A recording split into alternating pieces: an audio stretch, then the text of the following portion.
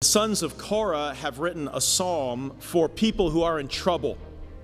We're not told the precise occasion of the psalm. Some suggest that it might be in reflection on the deliverance of Israel from Egypt after they crossed through the Red Sea. Others have proposed that this may refer to the deliverance from the army of Sennacherib, those 185,000 Assyrians that once camped outside of. Whatever the exact occasion might have been, it speaks of people facing world trouble.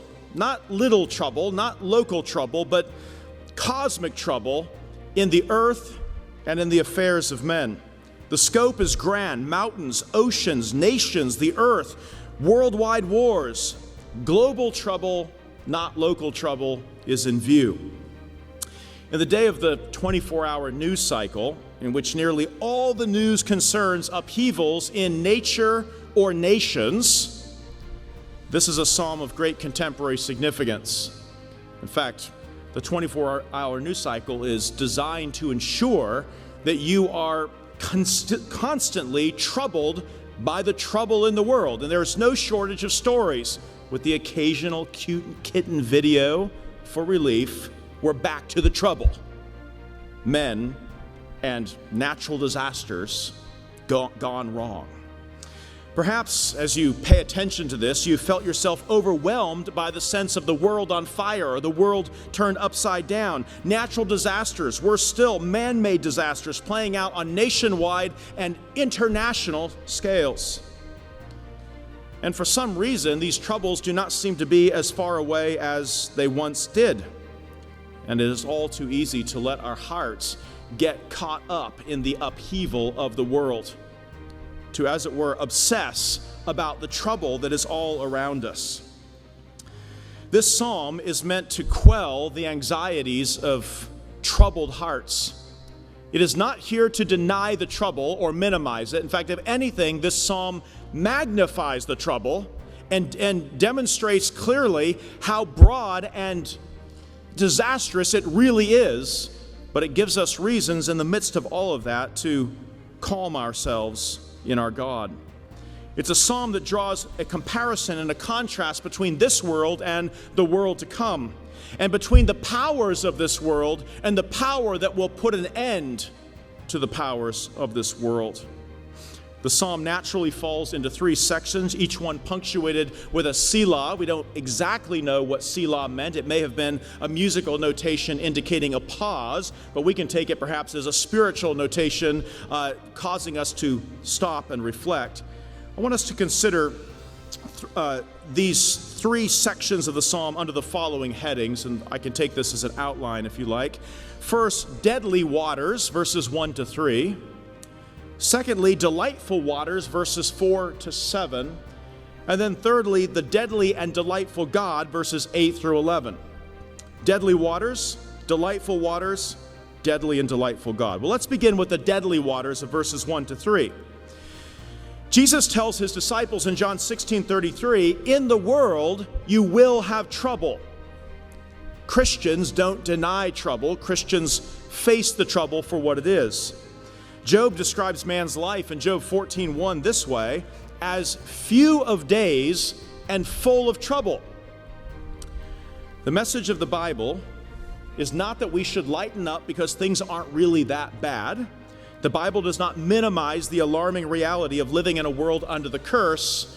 It faces it squarely and honestly. In the first verse of the psalm, we hear the voice of needy and desperate people who are in the midst of trouble. This is the psalm, as I mentioned earlier, that inspired Martin Luther's great hymn, "A Mighty Fortress is Our God." In fact, he was known to say to his assistant, Philip Melanchthon, "Come, Philip, let us sing the 46th Psalm." And Philip Melanchthon reflects of Martin Luther saying this to him many times throughout their career as reformers. A world upside down, a world with trouble, a world in which the Holy Roman Empire is seeking to come and take away their Protestant Reformation. It appears also as an answer to a prayer that we read in Isaiah 33, verse 2. "O Lord, be gracious to us. We wait for you.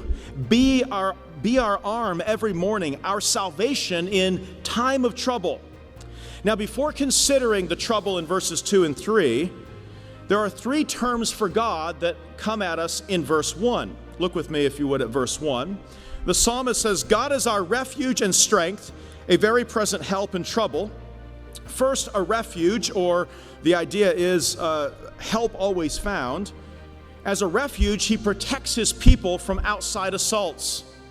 He's where you can go for protection. As a strength, he renews our inner man to withstand in the day of trouble. And as a very present or always at hand help, he is not far off. Jeremiah once asked in Jeremiah 23, am I a God who is near and not a God far off? And we could ask that question here. Is God near or far away? And the answer is he's very near and he's always available. A refuge, a source of strength, and always present to help us. And the response that the psalmist gives to this before the psalmist considers the trouble is this: therefore we will not fear. Therefore we will not fear.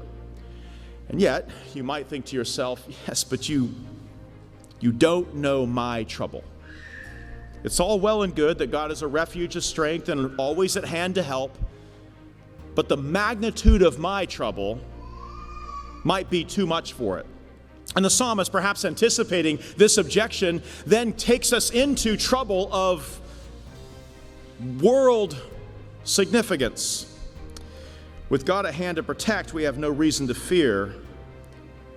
And yet, what of such great trouble? Verses 2 and 3 introduces us to a world on global scale. Therefore we will not fear, even though the earth be removed, though the mountains slip into the heart of the sea. In other words, the earth, the terra firma, the ground beneath our feet, is in this scenario actually moving. The mountains, which appear to us to be the most stable and enduring of all the topographical features on our planet, in this scenario are in fact slip-sliding into the very heart of the sea. The waters roar and foam as they devour the mountains.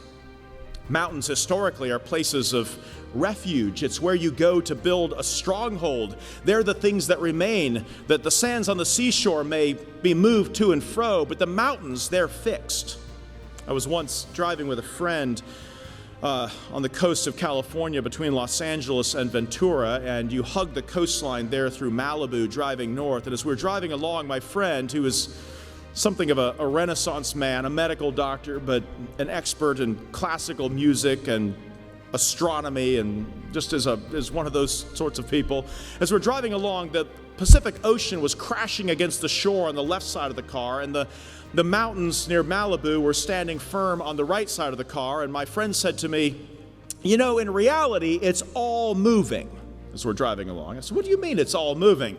It's moving on the left, the ocean roaring and foaming, and it's stable on the right, where these beautiful homes overlooking the Pacific are built on these strong mountains. And my friend made a comment to me. He said, well, you know, if we could get the water on the left side of the car somehow up on the mountains on the right side of the car, the water would win.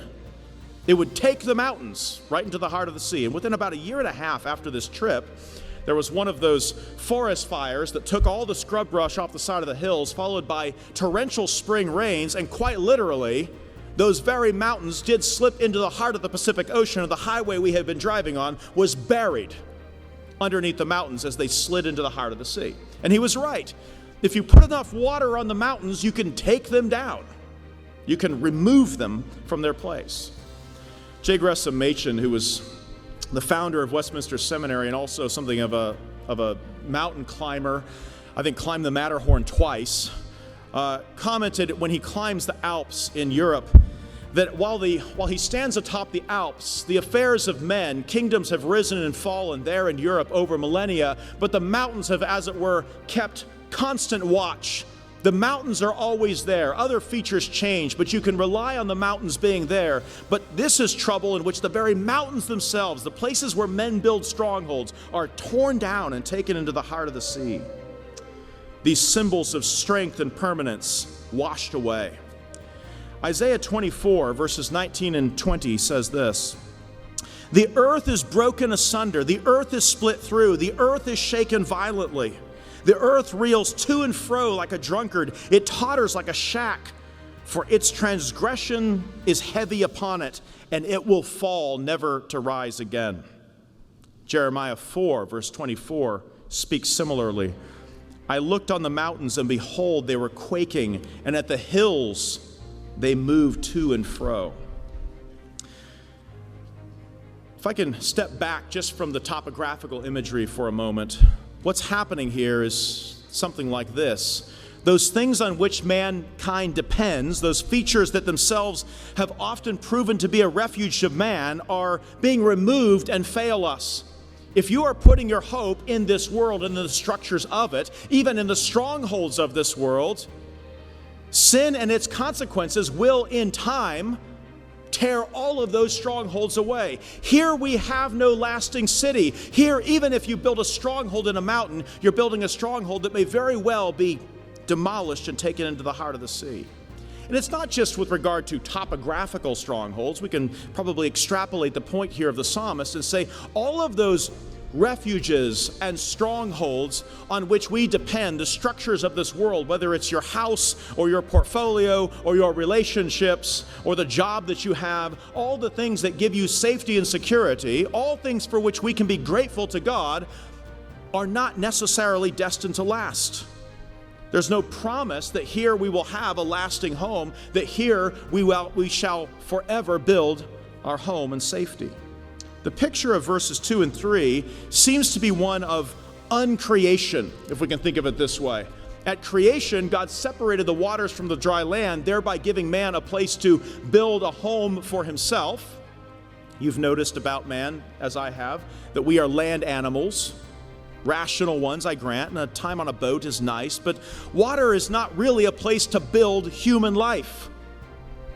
You can't build a house on the water. I know there are ships and houseboats, but most of us need dry land. And also, where are you going to grow your garden on the water? And also, baseball, more conveniently played on dry land. Human life is best lived out on dry land. And God, making a home for man in the earth, separates the water from the dry land in Genesis 1 so that man would have somewhere to build a home, to live, to thrive, and to flourish in this world.